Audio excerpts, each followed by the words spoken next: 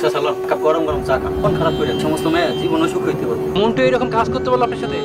দেখেন চাচা, এই সংসারে বেশি দিন টিকবো না। চাচা ওই সংসারে আল্লাহর গজব পড়বো। ভালো লাগতেছে না রে ভাতিজা, চাটা খাবো না, রেখে দাও। ভাতিজা টাকাটা রেখে দে। কি যে বলেন চাচা, টাকা দিতে হবে না, দোয়া করেন যাতে আপনাদের দোয়ায় দোকানের আয় উন্নতি হয়। আপনাদের মতো ভালো মানুষের দোয়া আমার দরকার। ভালো না রে, আমি কি করেছি ওরে ভাতিজা রে, শোন রে, কালকে সালিশের মধ্যে কুলসুম আর মন্টু নিয়ে যে সব আজে কথা কইছি, সব মিথ্যে কথা রে, কোনোটা সত্যি নয়। কি ঘটনা রে?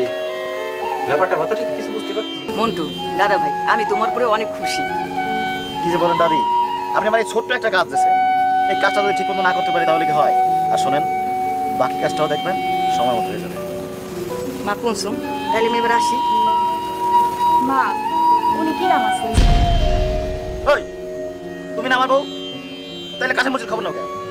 বড় একটা রুই মাছ নিয়ে আসলাম, অনেকদিন রান্না বান্না হয় না বাড়ির মধ্যে, তাই চিন্তা করলাম তুই ভালো করে রান, আর বেটা দুজনে খাবো না। এ বাপ, এত বড় মাছ হঠাৎ করে কি হইছে রে? এত বড় মাছ নিয়ে আসলি?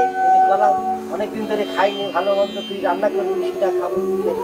এবং এক গ্লাস ঠান্ডা পানি দে তুই। কাক ডাকতেছি, বউ তো আর আমার ঘরে নেই। এলাম চাচা, আপনি পান। তোকে কয়েছি আমার চাষা তুলে চলে গেছে। নারীরা স্বামী বাড়ি থেকে একবারই যায়, সেটা মরণের পরে। আপনি জানেন না? কিন্তু এত কিছুর পরে হ্যাঁ, এত কিছু পরে কুলসুম আমার বৌমা সেদিন সালিশি যা ঘটছিল তা আমার পরামর্শতে ঘটছিল।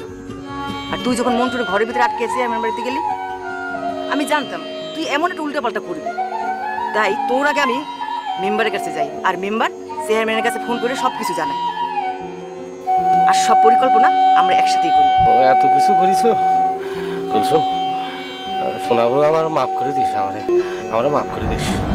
আরে তোকার মারবো না রে, আমি ভুল করেছি।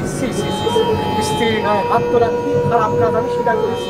আমি ভুল করেছি মানুষের সাথে দুর্ব্যবহার করবো না, মানুষের সাথে খারাপ ব্যবহার করবো না, মিথ্যে কথা কখনো। আমি আমার থেকে ভালো হয়ে যাবো, একদম ভালো হয়ে যাবো, একদম ভালো হয়ে যাবো, একদম সত্যি। চাচা আসসালামু আলাইকুম। চাচা রাস্তা দিয়ে যাচ্ছিলাম, মাছের গন্ধ আসতেছিল, মনে হচ্ছে আপনাকে বাড়ি থেকে বড় কোনো মাছ রান্না হবে, রুই মাছ রান্না হবে মনে হচ্ছে। চাচা একটা কাজ করেন, আমি দাওয়াতটা খেয়ে যাই, আমার দাওয়াতটা দেন।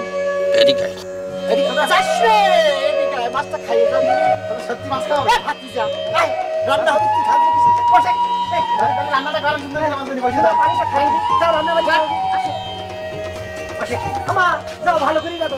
এ দুষ্ট তুই কি করেছিস? দুষ্ট কোথাকার,